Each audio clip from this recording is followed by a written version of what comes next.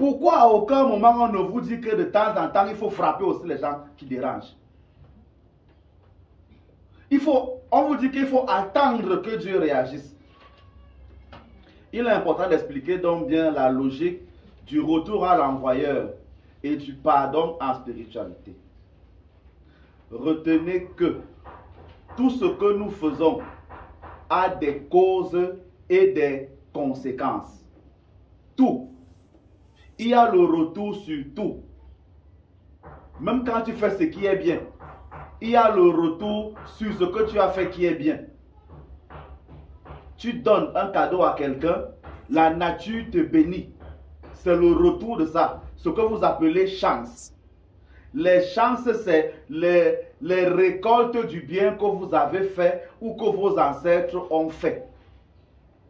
La malchance est donc la récolte du mal que tes ancêtres ont fait ou que toi-même tu as fait.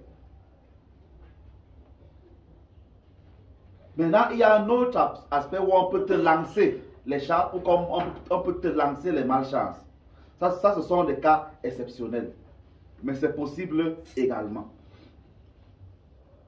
Il faut donc savoir que lorsque tu fais du mal à un homme spirituel, il y a deux possibilités qu'il a. La première, c'est le retour à l'envoyeur. Ce que vous appelez légitime défense. C'est ça la première chose. Tu m'as donné un coup de poing. Je te donne le même coup de poing.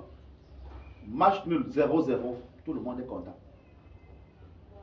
Tu es venu envoûter mon enfant. J'envoûte aussi le tien. À ce niveau-là, tu n'es pas dans le mal. Tu es dans l'équilibre des forces. C'est ça le retour à l'envoyeur. Quand je me soigne d'un maléfice qu'on m'a lancé, je renvoie le même maléfice chez la personne là. Je t'ai fait de mal. J'ai juste pris et j'ai renvoyé. Pas de problème. Si les fois il me renvoie encore, et on va faire le ping-pong jusqu'à. Voilà la première chose à faire. Il y a donc des traitements qui automatiquement provoquent ce retour à l'envoyeur. Il faut le comprendre. C'est le premier choix qu'a un homme spirituel. Faire le retour à l'envoyeur. Vous voyez que là-dedans, il n'y a pas le pardon. Il n'y a pas votre manière de concevoir le pardon que je laisse. La deuxième possibilité que celui qui est spirituel fait, c'est ceci. Il s'assure qu'il n'est pas coupable dans la frappe qu'il a encaissée. Et ensuite, il dit, je remets ça à la nature. Il ne pardonne pas. Il le remet à la nature. C'est pour ça qu'ils font les mains comme ceci. Et c'est comme ça qu'on fait en temps normal le Notre Père également. Seigneur, tu vois. J'ai remis ça de tes mains. Je continue ma route. Dès que tu fais ce genre de choses-là, tu laisses. La nature va gérer. Et c'est la plus violente des vengeances. Parce que la nature multiplie tout ce qu'on lui donne. C'est logique, non? Tu prends la graine, tu mets dans le sol. Mais ça produit, elle produit encore une graine. Ça produit un arbre. N'est-ce pas? Logiquement, donc, quand tu sèmes ça dans la nature, que quelqu'un t'a fait du mal, tu dis, voilà, pardon. Comme tu as fait là, moi, je ne te fais rien. Je laisse la nature s'en charger. Tu as donc semé une graine dans la nature. Si tu as raison, la nature va frapper celui qui t'a fait du mal là. Sur sa vie, sur ses enfants, sur ses affaires. Peut-être il va même oublier qui t'a fait du mal. Il aura les malchances partout et il va dire Dieu ne l'aime pas. Voilà comment ça se passe. C'est pour ça que beaucoup de personnes souffrent du mariage parce que, étant jeunes, les jeunes filles qui étaient très belles ont eu 50 gars, qu'elles ont toutes trompées. Les larmes des 50 gars là vous rattrapent. Parce qu'à leur tour, les 50 gars là ont fait du mal à d'autres femmes. C'est tout le poids là que tu portes qui fait que tu n'arrives pas à te marier. Ou bien si tu te maries, tu enfantes une descendance maudite. Et souvent, pour changer ça, on fait donc ce qu'on appelle les sacrifices.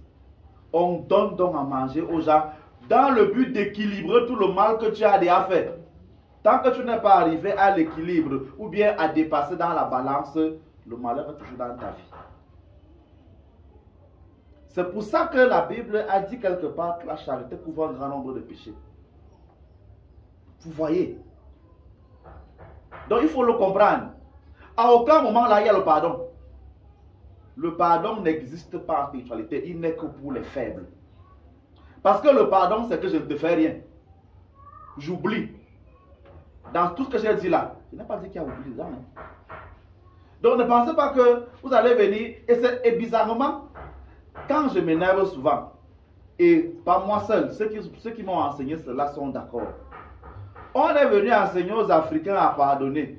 Que si on te frappe à la joue droite, tu montres la joue gauche. Que si on te maudit, on fait ceci, il faut laisser. Il faut pas, parce que toi tu es appelé à faire le bien.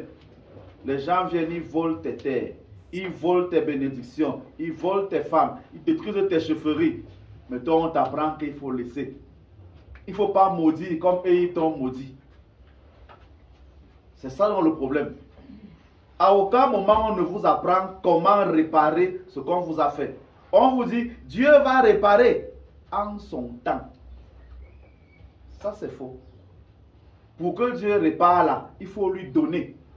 Et il y a une manière de donner. C'est pour ça que j'ai parlé, j'ai fait de ces signes.